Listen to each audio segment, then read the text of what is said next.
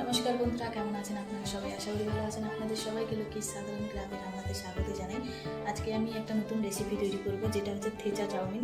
এখন দেখছি সবাই এই চাউমিনটা তৈরি করছে, তো তাই ভাবলাম আমিও তৈরি করি, চেষ্টা করি যে কেমন লাগে, কেমন খেতে লাগে। তো তাই জন্য আমি এখানে চাউমিন নিয়ে নিয়েছি, চাউমিনটাকে সেদ্ধ করে নিয়েছি।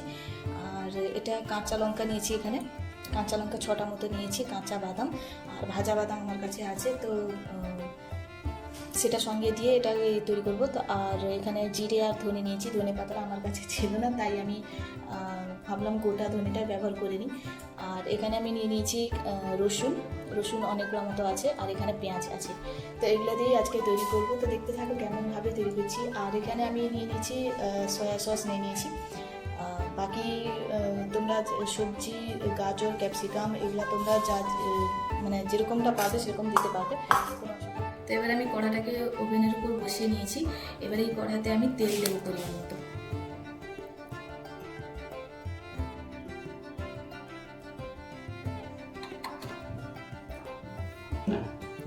তেলটা দিয়ে দিয়েছি।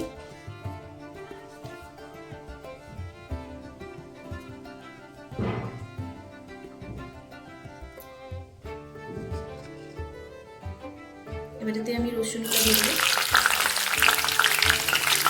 বাদাম, কাঁচা লঙ্কা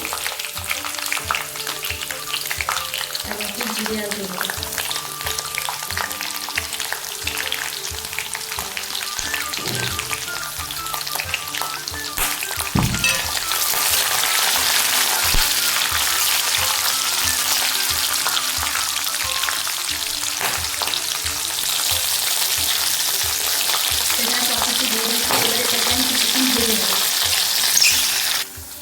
মশলাগুলো কিন্তু হয়ে গেছে, এবার এটাকে আমি তুলে নেব।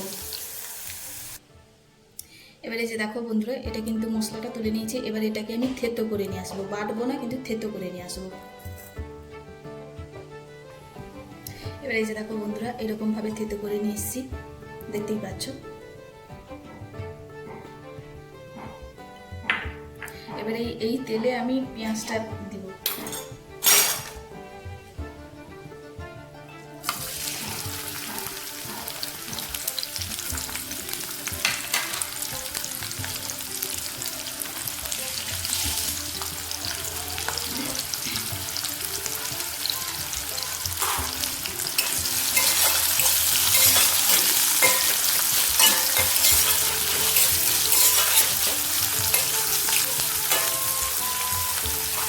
পেঁয়াজটা দিয়ে দিয়েছি, এবার এতে আমি পরিমাণ মতো লবণ দেব।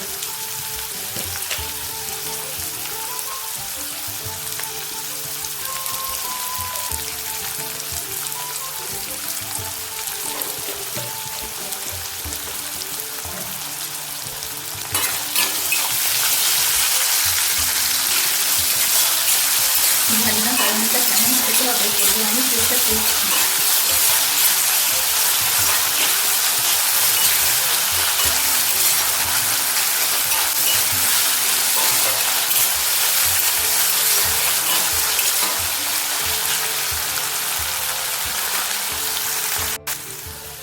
দেখো বন্ধুরা, পেঁয়াজটা কিন্তু হয়ে গেছে। এবার এতে আমি যে মশলাটা থেতো করে রেখেছিলাম ওটা দিয়ে দেবো।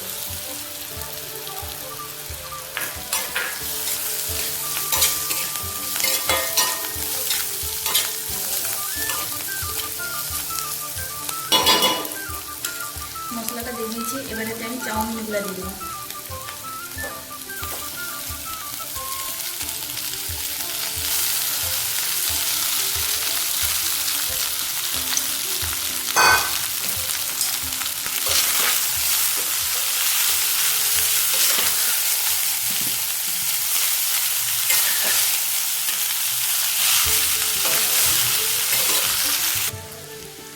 চাউমিনটা দিয়ে দিয়েছি এবং কিছুটা মানে একটুখানি নেড়েও নিয়েছি। এবার এতে আমি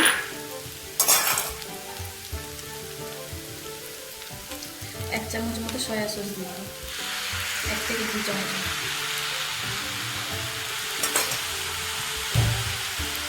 দিয়ে দিয়েছি। এবারে এটাকে আরও ভালোভাবে আমি নেড়ে নেব। এবারেতে আমি আর একটুখানি লবণ দিয়ে দেবো। তখন আমি লবণ দিয়েছিলাম পেঁয়াজে, তবুও আমি আর একটুখানি লবণ দিয়ে দিচ্ছি,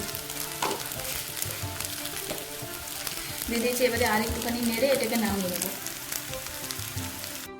তো এবারে এই যে দেখো বন্ধুরা, আমার এখানে কিন্তু থেচা চাউমিন কিন্তু তৈরি হয়ে গেছে, দেখতেই পাচ্ছ খুব ভালোভাবে হয়েছে। এটা খেয়েও দেখেছিলাম, এটা খুবই ভালো লাগছে খেতে। তো একদিন আপনারা এইভাবে তৈরি করে খাবেন, দেখবেন খুবই ভালো লাগে এটা খেতে।